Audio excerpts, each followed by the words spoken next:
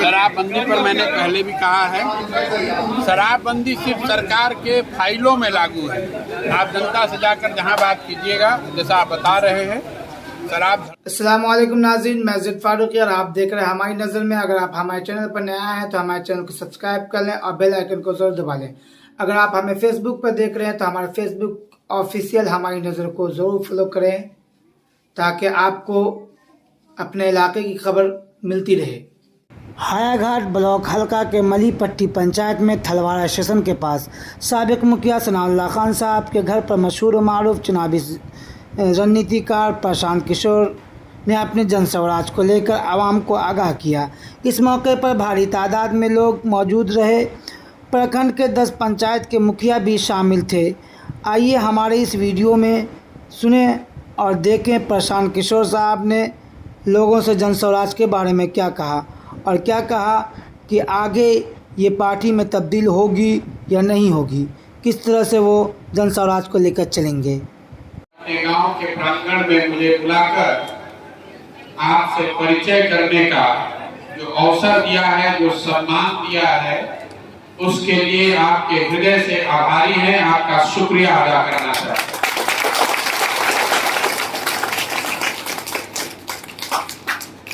कुछ लोगों ने मेरा यहाँ परिचय पहले कराया होगा, कुछ लोगों को मेरा परिचय पहले से भी मालूम होगा, लेकिन फिर भी एक बार खुद से अपना संक्षिप्त परिचय करा देता हूं। मेरा नाम प्रशांत किशोर है। बिहार के सासाराम जिले के एक छोटे से गांव कोनार से आते हैं। मेरे पिताजी बिहार में सरकारी डॉक्टर थे। मेरी प्रारंभिक शिक्षा दीक्षा पढ़ाई बिहार के सरकारी स्कूल से हुई है, जिसको आप और हम गोरा छात्र स्कूल कहते हैं। उन्हीं स्कूलों से हम भी पढ़कर निकले। बाद में पटना साइंस कॉलेज से पढ़ने का अवसर मिला और उसके बाद की पढ़ाई पटना और बिहार से बाहर से हुई है। पढ़ाई खत्म करने के बाद 10 साल तक संयुक्त राष्ट्र संघ में, जिसको आप यूएन कहते हैं, यूनाइटेड नेशंस, आपने गांव देहात में WHO यूनिसेफ का नाम सुना होगा, उन्हीं संस्थाओं में काम करते थे।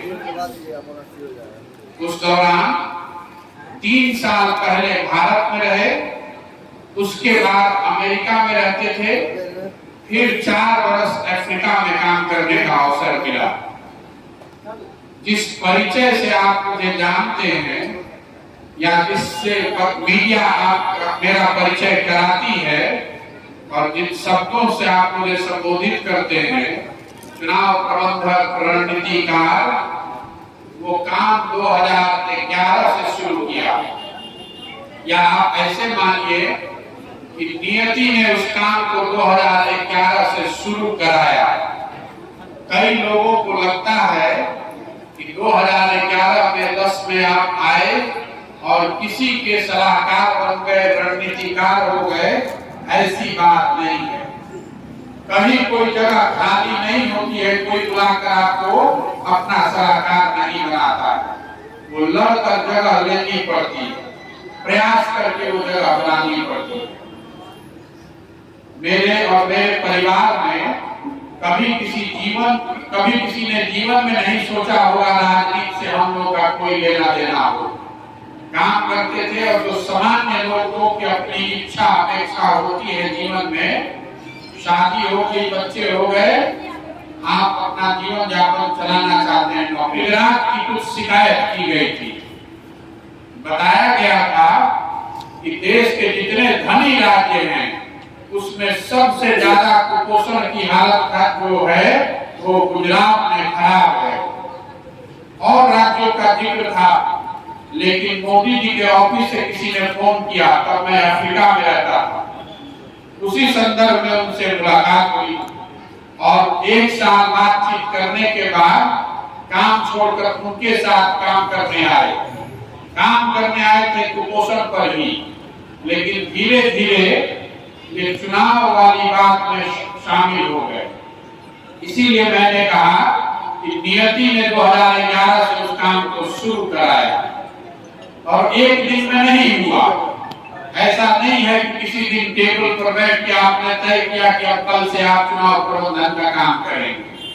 जब आप साथ में काम करते हैं, एक एक चीज कोई आपने दूसरे से बेहतर किया, आपको वो जिम्मेवारी मिल गई। मान लीजिए किसी दिन मोदी जी को भाषण देने जाना था, उनके पास पहले से भाषण लिखने वाले 4-5 लोग हो गए। मुझे भी बताया गया कि आप भी बाहर से आए हैं, कुछ लिख कर दीजिए। उनको जो लिख कर दिया होगा, अच्छा लगा होगा, तो बताया भाई आगे से भाषण लिखने में इनका भी सहयोग लिया जाएगा। मोदी जी के पास फेसबुक 2008-9 से था, बहुत उपयोग उसका नहीं होता था। उसका उपयोग किया गया तो उनको लगा होगा कि वो बहुत अच्छी बात है, बिना किसी पैसे के बहुत हजारों लोगों से संपर्क किया जा सकता है। 2011 में पहली बार मिस्ड कॉल का प्रयोग किया गया, जो आप सुनते हैं। 2010-11 से पहले मिस्ड कॉल का प्रयोग किसी ने नहीं किया था राजनीति के क्षेत्र में। मोदी फॉर सीएम, मतलब जो लोग गुजरात में मोदी को सीएम बनाना चाहते हैं, ऐसा एक कैंपेन शुरू किया। 45 लाख लोगों ने उस पर फोन किया, तो लोगों को आश्चर्य से आंख खुला रह गया कि बड़ी अच्छी व्यवस्था है। घर बैठे बैठे जानकारी हो रही है कि कौन आदमी चाहता है, हमारे पक्ष में है, बिना 1 रुपए खर्च किए हुए। मैं आपको ये उदाहरण इसलिए दे रहा हूँ कि मीडिया ऐसे बताती है या आपको ऐसा लगता है कि कहीं से उठकर आए और किसी के राजनीतिक सलाहकार रणनीतिकार बन गए, ऐसा होता नहीं है। बरसों लगे हैं उस चीज को बनाने और करने।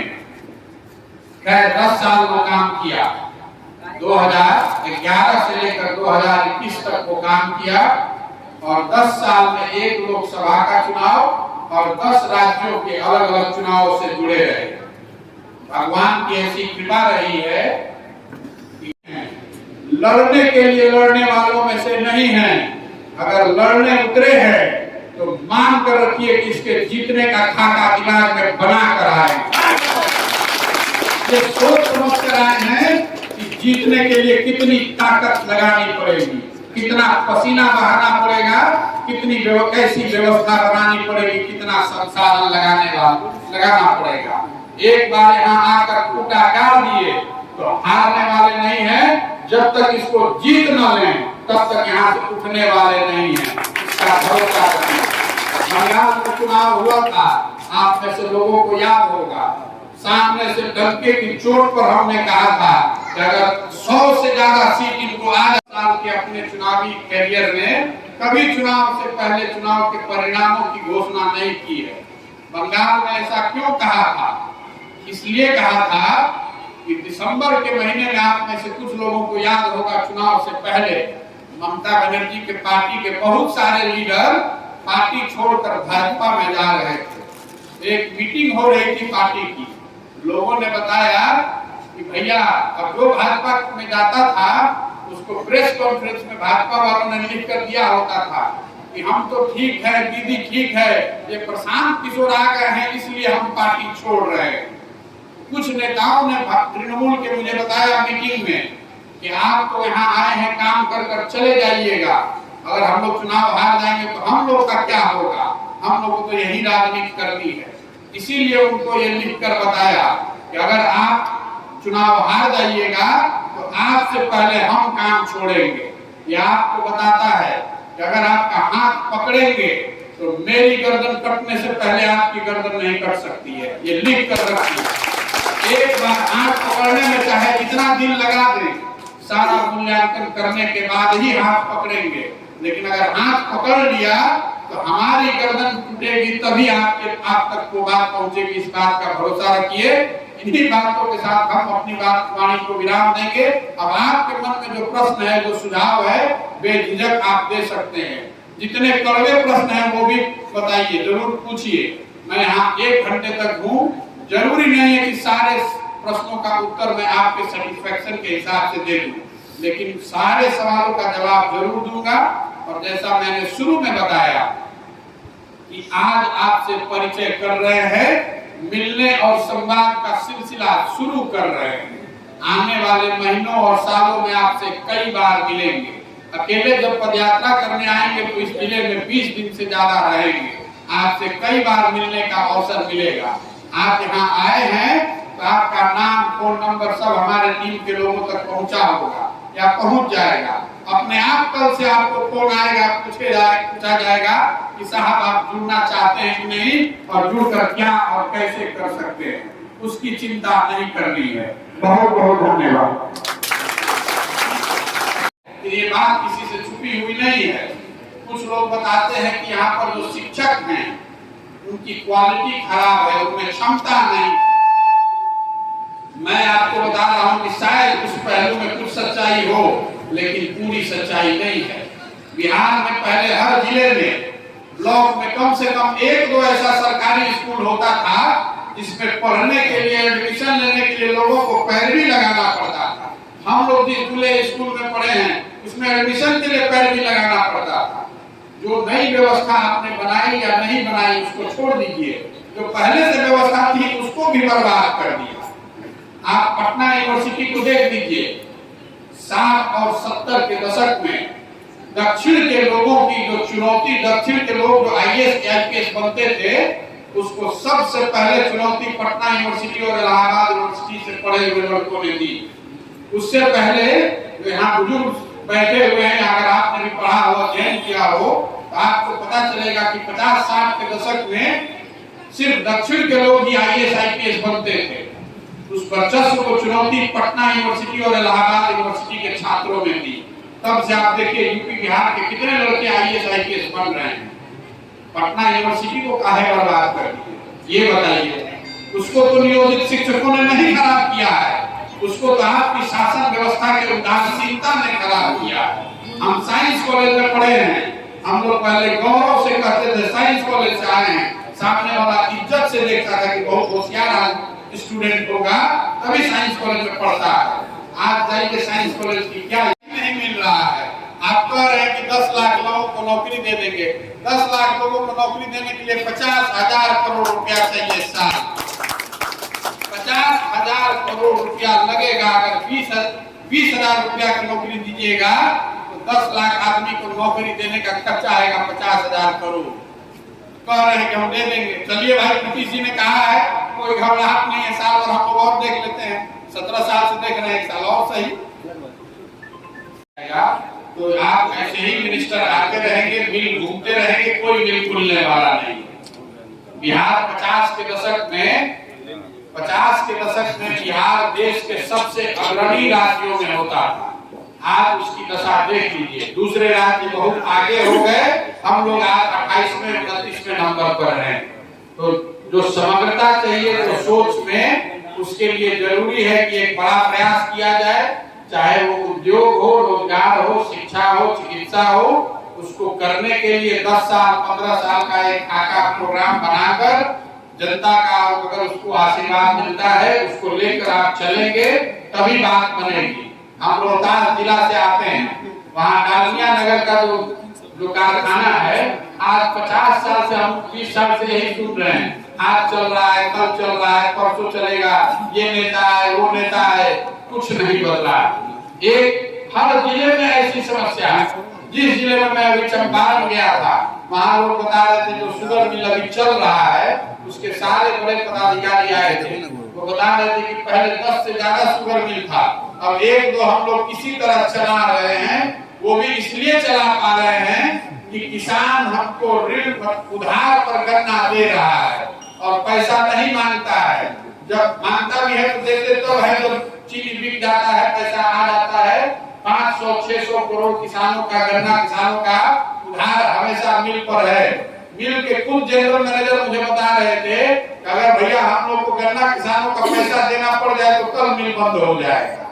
सरकार की जो नीति है, उद्योग पर कोई उनकी नीति है नहीं। शहबाज जी का आप नाम ले रहे हैं, उन्होंने बड़ा अच्छा बयान किया कि प्लेन में बैठे थे तो इंडस्ट्री मिनिस्टर थे, प्लेन से उतरे तो कुछ नहीं। अशोक पेपर मिल चलाए चाहे नहीं, उनका डिपार्टमेंट ही चला गया। अब अगले उद्योग मंत्री जो आए हैं अभी, उस सज्जन को देखिए कि वो क्या करते हैं। किसी एक व्यक्ति से बात नहीं बनी, जब तक समग्रता से सही सरकार नहीं आएगी, उसका कोई कार्यक्रम नहीं होगा, जनता ने उसको जांचा परखा नहीं होगा, तब तक कोई मिल, कोई इंडस्ट्री आने वाला नहीं है। रोज सरकार पलटती रहेगी तो कौन इंडस्ट्री वाला आएगा? मान लीजिए कोई एग्जाम्पल के तौर पर शाहनवाज जी ने किसी से बात किया होगा, कोई प्रोग्राम पॉलिसी बनाए होंगे कि इसको कैसे चालू करना है, जब तक उसको क्रियान्वित करेंगे तब तक सरकार पलट गई 180 डिग्री। अब अभी के उद्योग मंत्री जब काम करना शुरू करेंगे बेचारे, जब तक वहां पहुंचेंगे तो फिर पलट के दूसरे साइड आ जाएंगे। जब तक राजनीतिक स्थिरता नहीं रहेगी, एक समग्र विकास का एक ब्लूप्रिंट, एक खाका नहीं खींचा जाएगा, लोगों ने उसको आशीर्वाद नहीं दिया होगा, तो कोई शॉर्टकट नहीं है, ऐसे बात बनने वाली नहीं है।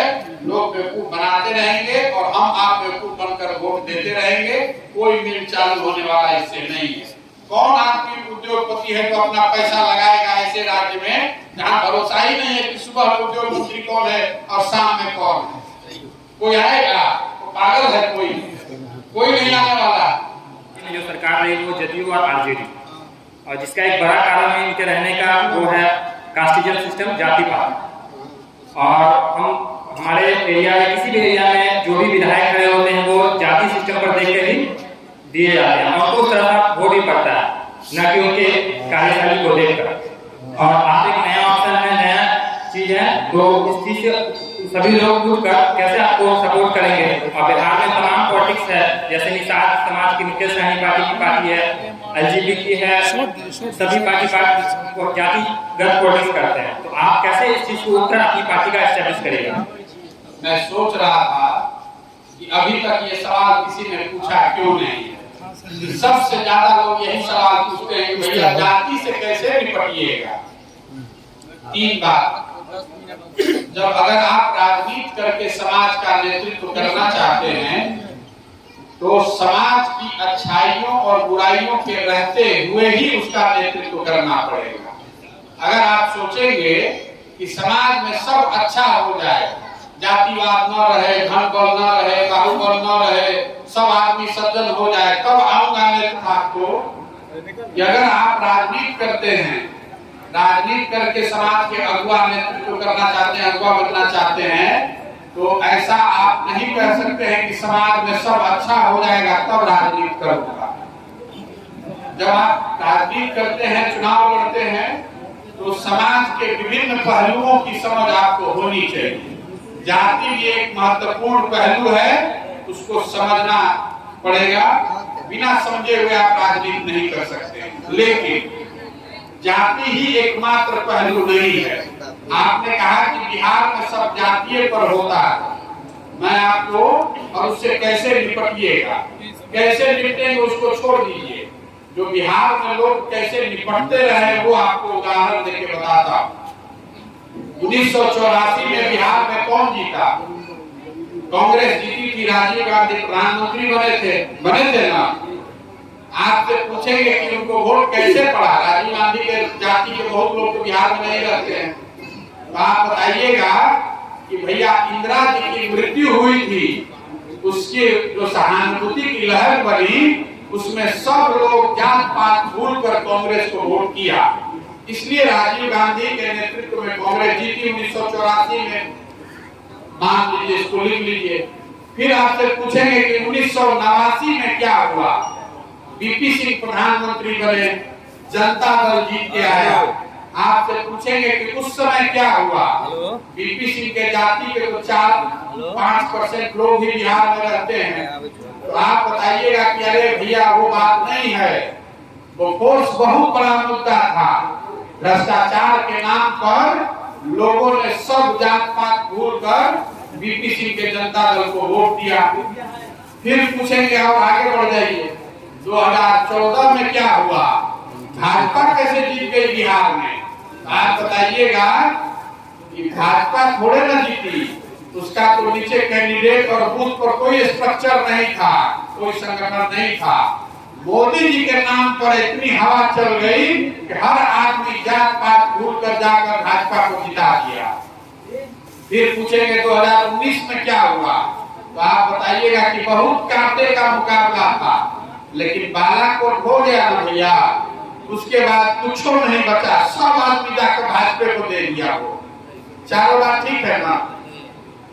ये आपको क्या बताता है? 1984 एक घटना है और घटना से उपजी हुई सहानुभूति की लहर। 89 एक मुद्दा है, भ्रष्टाचार, करप्शन, बोफोर्स, और उससे बनी हुई लहर। 2014 एक व्यक्ति है मोदी, जिसके नाम पर बना हुआ लहर, और 2019 राष्ट्रवाद, राष्ट्रीय सुरक्षा एक मुद्दा है, जिसके नाम पर बनी हुई लहर। ये आपको क्या बताता है कि समाज में कोई व्यक्ति, कोई मुद्दा, कोई घटना ऐसा हो जो समाज को उद्वेलित कर दे, समाज को का इमेजिनेशन को कैप्चर कर ले जाए, तो समाज में ये ताकत है कि वो जातियों से ऊपर उठकर वोट करता है। आगे करेगा नहीं, जो किया है वो बता रहे हैं आप।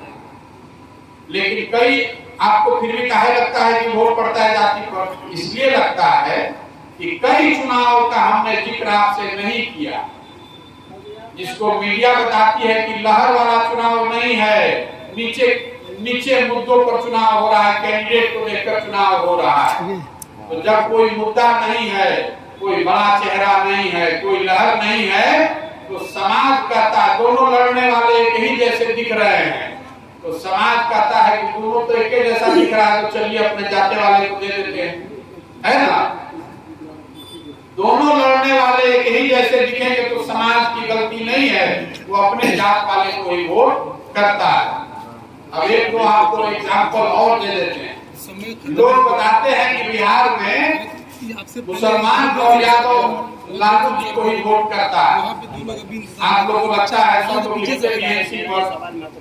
1991 में लालू जी को 51 MP होते थे बिहार में, 51 बिहार झारखंड एक ही प्रदेश था।